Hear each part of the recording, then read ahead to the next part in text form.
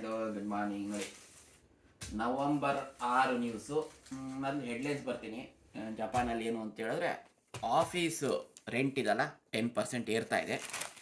ಯಾಕಪ್ಪ ಅಂದರೆ ಎಲ್ಲರೂ ಒಳ್ಳೆ ಜನ ಬೇಕು ಅಂತ ಹೇಳಿದ್ರೆ ಜಪಾನ್ ಆಫೀಸ್ಗಳೆಲ್ಲ ಮೊದಲು ಭಾಳ ಹಳೆ ಆಫೀಸ್ಗಳು ಇರ್ತಾ ಇತ್ತು. ಸಣ್ಣ ಸಣ್ಣ ಚೇರು ಅಕ್ಕಪಕ್ಕದಲ್ಲಿ ಡಿಕ್ಕಿ ಹೊಡ್ಕೊಂಡು ಕೆಲಸ ಮಾಡ್ತಾ ಇದ್ವಿ. ಈಗ ಸ್ವಲ್ಪ ಮಾಡರ್ನ್ ಆಫೀಸ್ಗಳು ಮಾಡ್ತಾ ಇದ್ದಾರೆ. ಇಲ್ಲ ಅಂದರೆ ಜನ ಬರೋದಿಲ್ಲ. ಅದಕ್ಕೆ ಇವರು ಒಳ್ಳೊಳ್ಳೆ ಆಫೀಸ್ ತೊಗೊಂಡು ಜನ ಒಳ್ಳೆ ಜನ ಕರ್ಕೊಂಬೋಣ ಅಂತ ಮಾಡ್ತಾ ಇದ್ದಾರೆ. ಅದೊಂದೇ ಅಲ್ಲ, ಆಗ ನೋಡಿ ನಿನ್ನೆ ಆಗಲೇ AI ಮತ್ತು ಸೆಮಿಕಂಡಕ್ಟರ್ ಚೆನ್ನಾಗಿ ಏರಿತ್ತು. ಎಷ್ಟೋ ಜನ ಶೇರ್ನ ಮಾರಿಬಿಟ್ರು, ಪ್ರಾಫಿಟ್ ಬುಕ್ಕಿಂಗ್ ಮಾಡ್ಕೊಂಡಿದ್ದಾರೆ ಅನ್ಸುತ್ತೆ. ಆಮೇಲೆ ನೋಡಿ ಟೊಯೋಟಾ ಬಗ್ಗೆ ಕೊಟ್ಟಿದ್ದಾರೆ. ಟೊಯೋಟಾ ಈ ವರ್ಷ ಅವ್ರ ಪ್ರಾಫಿಟ್ಟೇ 1.5 ಲಕ್ಷ ಕೋಟಿ ರೂಪಾಯಿಗಿನ ಮೇಲೆ ಅಂತೆ. ಹೋಗ್ಯಪ್ಪ ಅನ್ಸುತ್ತೆ. ದೊಡ್ಡ ಕಂಪನಿ. ನೋಡ್ತಾ ಇದ್ರೆ ಇಲ್ಲಿ ಕೊಟ್ಟಿದ್ದಾರೆ ನೋಡಿ ಏನು ಅಂತ ಹೇಳಿದ್ರೆ ಪಾಯಿಂಟ್ ಏನು ಗೊತ್ತೇನ್ರಿ, ಈ ಲೈನ್ ಇದಲ್ಲ, ಇದು ಚೈನಾ.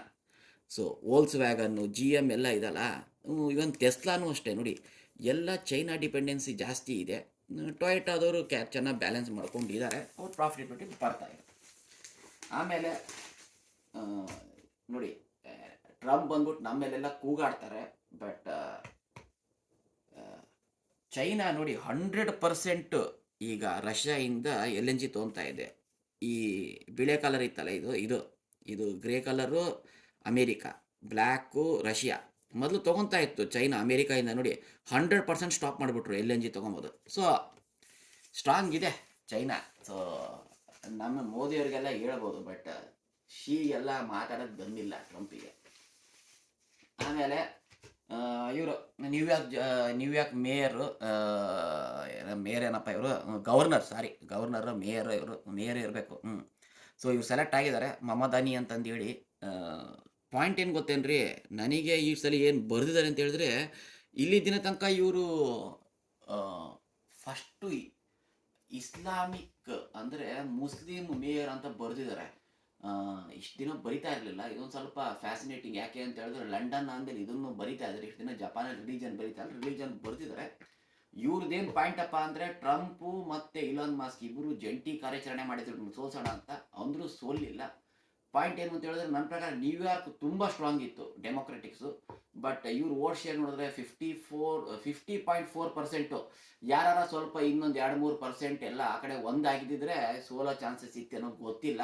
ಬಟ್ ಟ್ರಂಪ್ ಅವರು ಫಸ್ಟ್ ಸಪೋರ್ಟ್ ಮಾಡೋದಿಲ್ಲ ಅಂತ ಹೇಳಿದ್ರು. ಇವತ್ತಾಗಲೇ ಇಲ್ಲ ನಾವು ಇವರಿಗೆ ಕೇಸ್ ಬೈ ಕೇಸ್ ಸಪೋರ್ಟ್ ಮಾಡ್ತೀವಿ ಅಂತ ಹೇಳಿದ್ದಾರೆ.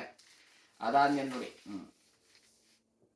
ಜಪಾನ್ ಸ್ಟೀಲ್ ಇದಲ್ಲ, ಈ ಅಮೇರಿಕನ್ ಒಂದು ಸ್ಟೀಲ್ ಕಂಪ್ನಿ ತಗೊಂಡಿತ್ತು US ಸ್ಟೀಲ್ ಅಂತೇಳಿ. ಆಗಲೇ ನೋಡಿ ತೊಗೊಂಡ್ಬಿಟ್ಟು ಆಗಲೇ ನೆಕ್ಸ್ಟ್ ಇಯರ್ ಲಾಸಲ್ಲಿದ್ದಾರೆ ಅಂತ ಹೇಳ್ತಾ ಇದ್ದಾರೆ. ನೋಡ್ಬೇಕು ಏನಾಗತ್ತೆ ಅಂತ, ಯಾಕೆ ಪಾಯಿಂಟ್ ಏನು ಅಂತ ನೋಡಬೇಕು. ಆಮೇಲೆ ನೋಡಿ ಅಮೇರಿಕಾದಲ್ಲಿ ಬಿಕಾಸ್ ಆಫ್ AI ಗೊತ್ತಿಲ್ಲ 9.5 ಲ್ಯಾಕ್ ಪೀಪಲ್ನ ಈಗ ಫೈರ್ ಮಾಡಿದಾರಂತೆ ಬರೆದಿದ್ದಾರೆ. ನಂಬರ್ 1 ಮೈಕ್ರೋಸಾಫ್ಟು. ಸೊ AI ಇಂದ ಅಂತ ಬರೆದಿದ್ದಾರೆ, ಗೊತ್ತಿಲ್ಲ. ಅದಂದೇ ಅಲ್ಲ, ನಿಸ್ಸಾನ್ ಇದಲ್ಲ, ಮೊನ್ನೆ ಹೇಳ್ತಾ ಇದ್ದೆ ನೋಡಿ, ನೆಕ್ಸ್ಪೀರಿಯಾ ಅಂತ ಒಂದು ಚಿಪ್ಪು ಅದು ಸಿಗ್ತಾ ಇಲ್ಲ ಇವರಿಗೆ. ಅದರಿಂದ ಜಪಾನಲ್ಲಿ 2 ಪ್ಲ್ಯಾಂಟಲ್ಲಿ ಇವರು ಪ್ರೊಡಕ್ಷನ್ ಕಡಿಮೆ ಮಾಡ್ತೀನಿ ಅಂತ ಹೇಳ್ತಾ ಇದ್ದಾರೆ. ಅದಾದಮೇಲೆ ಇವತ್ತು ನಾನು ಹೋಗ್ತಾ ಇದ್ದೀನಿ, ಇವರು ಎಕ್ಸ್ಪೋ ಇದೆ ಏನಪ್ಪ ಅಂದರೆ ಜಪಾನ್ ಮೊಬಿಲಿಟಿ ಶೋ ಅಂತ ನಾನು ಹೋಗ್ತಾ ಇದ್ದೀನಿ. ಏನಪ್ಪ ಅಂದರೆ ಫ್ಯೂಚರ್ ಮೊಬಿಲಿಟಿ ಬಗ್ಗೆ ಮಾತಾಡ್ತಾ ಇದ್ದಾರೆ.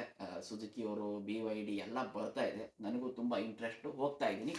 ನನಗೆ ಫ್ಯಾಸಿನೇಟ್ ಅನಿಸಿದ್ದೇನು ಅಂತಂದು ಹೇಳಿದ್ರೆ ನೋಡಿ, ಗಾಡಿ ಹೊಡೆಯಲಿಕ್ಕೆ ಒಂದೇ ಅಲ್ಲ, 33% ಬೇರೆದಕ್ಕೆ ಯೂಸ್ ಮಾಡ್ತಾ ಇದ್ದಾರಂತೆ. ಫಾರ್ ಎಕ್ಸಾಂಪಲ್ ಗಾಡಿಯಲ್ಲಿ ರೆಸ್ಟ್ ತಗೊಂಬಕ್ಕೆ, ಗಾಡಿಯಲ್ಲಿ ಊಟ ಮಾಡಲಿಕ್ಕೆ, ಗಾಡಿಯಲ್ಲಿ ಕೆಲಸ ಮಾಡಲಿಕ್ಕೆ, ಗಾಡಿಯಲ್ಲಿ ನಿದ್ದೆ ಹೊಡಿಲಿಕ್ಕೆ. ಕೆಲವು ಜನತ್ತು ಗಾಡಿಯಲ್ಲೇ ಉಳ್ಕೊಂಡ್ಬಿಡ್ತಾ ಇದ್ದಾರಂತೆ. ಸೊ ಅದರಿಂದ ಏನಾಗತ್ತೆ ಅಂತಂದು ಹೇಳಿದ್ರೆ ಗಾಡಿಯಲ್ಲಿ ಇನ್ನೊಂದು ಮೇಲಿಂದ ರೂಮ್ ಥರ ಆಗತ್ತೆ. ಇವತ್ತು ನಾನು ಹೋಗ್ಬಿಟ್ಟು ಬಂದು ನಿಮಗೆಲ್ಲ ಹೇಳ್ತೀನಿ. Thank you.